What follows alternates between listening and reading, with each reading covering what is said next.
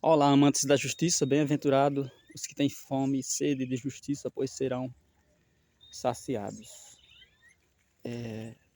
Deus, ele deu a permissão para os seres humanos, assim como ele deu também o tempo e a permissão para o seu inimigo.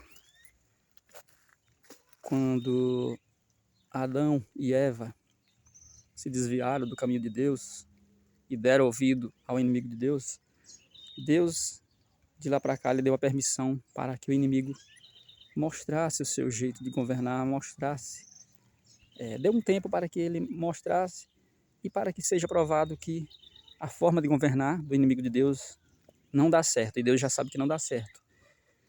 E também o homem, os filhos de Adão e Eva, que somos todos nós, adquirimos a falha originada por Adão e Eva. Então, a gente também recebeu esse tempo de Deus, recebeu essa permissão, nós estamos tendo esse tempo de correr atrás, de mudar, de aprender mais, de saber o que Deus quer de cada um de nós e de aprender o que Ele quer para cada um de nós, pois o que Ele quer é o que vai nos levar aos melhores resultados e Ele sabe disso.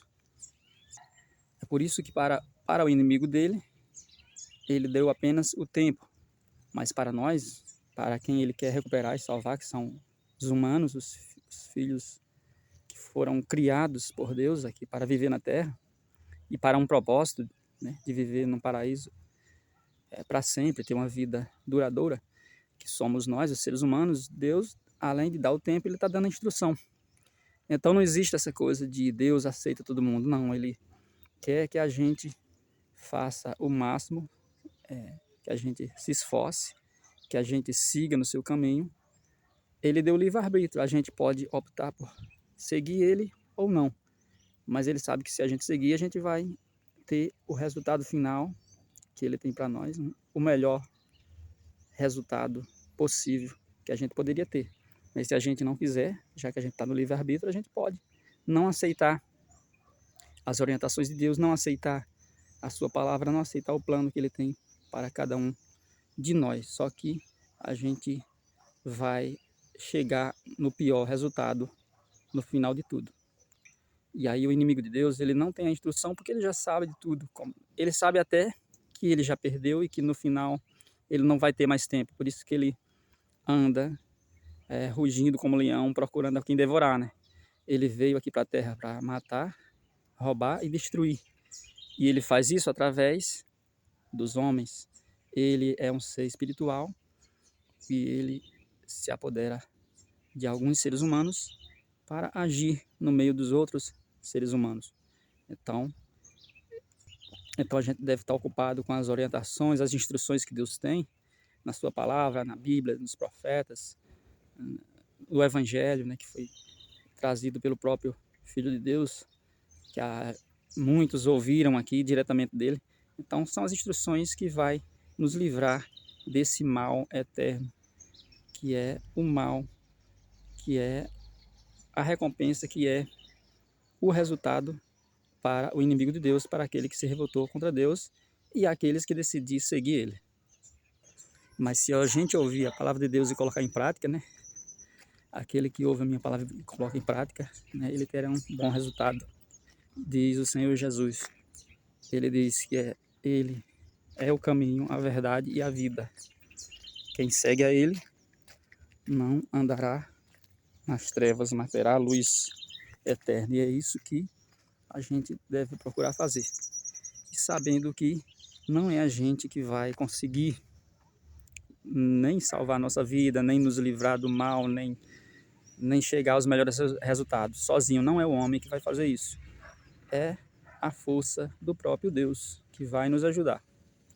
Mas mesmo sabendo que não é pelos nossos méritos, que não é pelo nosso esforço que a gente vai ter uma vida com abundância que Deus tem para nós, não é com as nossas forças que nós vamos conseguir chegar a esse resultado, mas nem por isso a gente pode deixar de tentar fazer o melhor, né, de procurar seguir as orientações do Criador e procurar fazer o melhor, pois a gente fazendo o melhor, a gente está fazendo o melhor para os que estão à nossa volta, a gente está fazendo o melhor para um mundo melhor, um mundo com mais alívio, um mundo com mais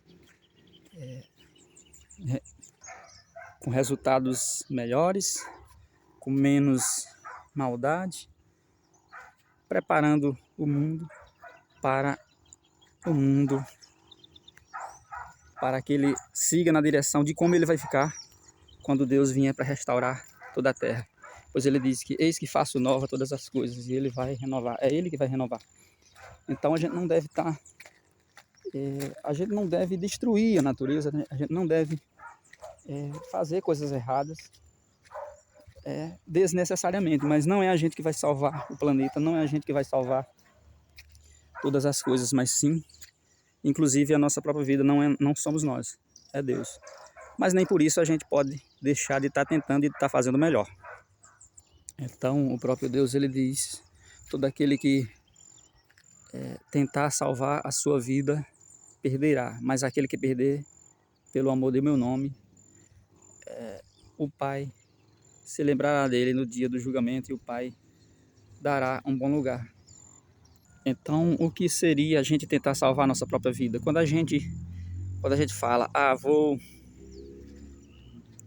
vou curtir, vou viver uma vida boa, vou procurar divertimento, porque a vida é curta, senão a vida passa. Quando a gente tem preocupação com essas coisas, quando a gente tem preocupação excessiva em cuidar do nosso corpo, da beleza, da estética, quando a gente tem a vaidade em excesso, a gente está tentando salvar essa vida, que é a vida que a gente acredita que é passageira e que a gente deve cuidar imediatamente, né? Que a gente não pode deixar para depois.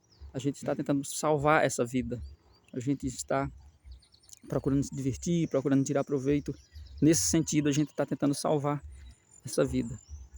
Seria como alguém que tem um amigo que está doente e ele precisa visitar esse amigo, mas justamente ocorrerá uma festa nesse mesmo dia e ele, se ele for visitar um amigo, cuidar, ficar um dia lá com um amigo, ele vai perder essa festa.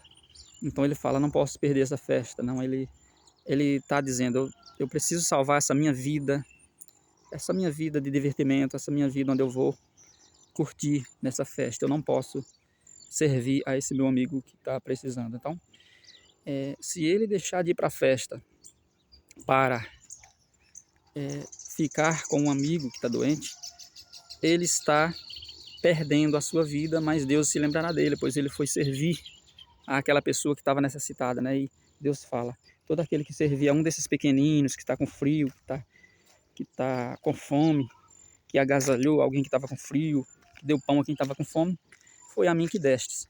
E da mesma forma ao enfermo, né? Deus fala que a verdadeira religião é aquela que cuida dos órfãos, das viúvas, e que cuida dos enfermos, né? Dos necessitados. Então, alguém que que dedica tempo a uma dessas ações, ele está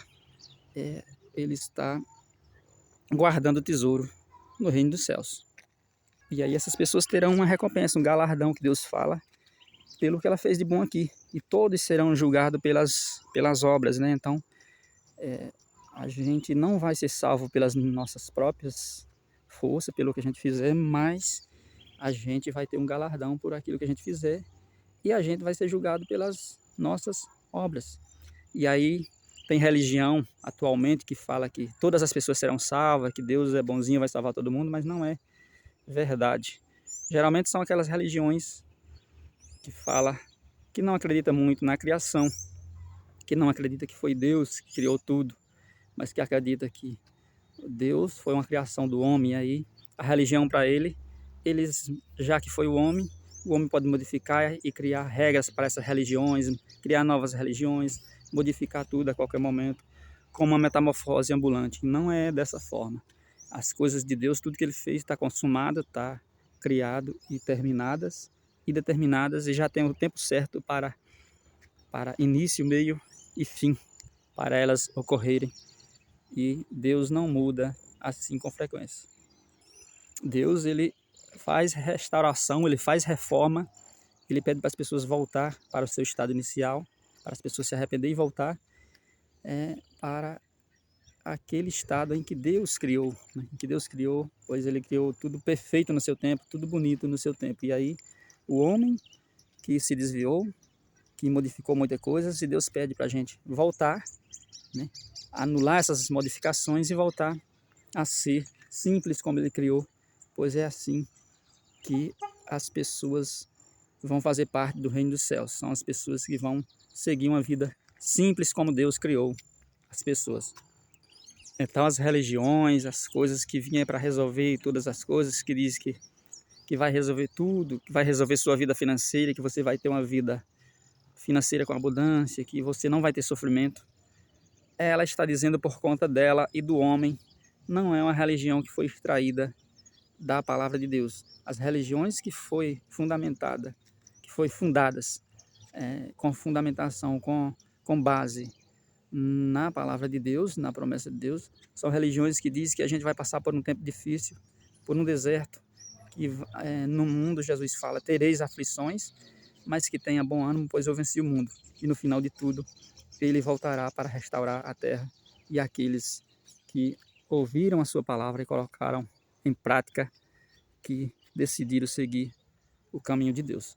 Então, seguir a Deus não significa que a gente vai ter uma vida com abundância em todos os sentidos, já de cara, e que isso é garantia. Não é um negócio que a gente está fazendo. É uma aliança, é uma decisão gratuita, pois o dom de Deus, a palavra de Deus, a vida eterna é dada gratuitamente. Então a palavra de Deus, as instruções é dada gratuitamente e a gente vai obter esse resultado final que ele tem para cada um de nós de forma gratuita. Não é seguindo uma religião, tendo que pagar algo para alguma religião e que a religião vai garantir isso. Isso é mais um comércio do que uma igreja. Então, as igrejas que pregam que a gente não tem sofrimento, elas não estão pregando a verdade, pois mesmo a pessoa seguindo a Deus, não significa que ela não vai ter sofrimento, mas que no final de tudo, todo esse sofrimento, toda dor vai passar, pois isso é a promessa de Deus. Lá nas bem-aventuranças ele fala que não haverá mais pranto, nem clamor, nem dor.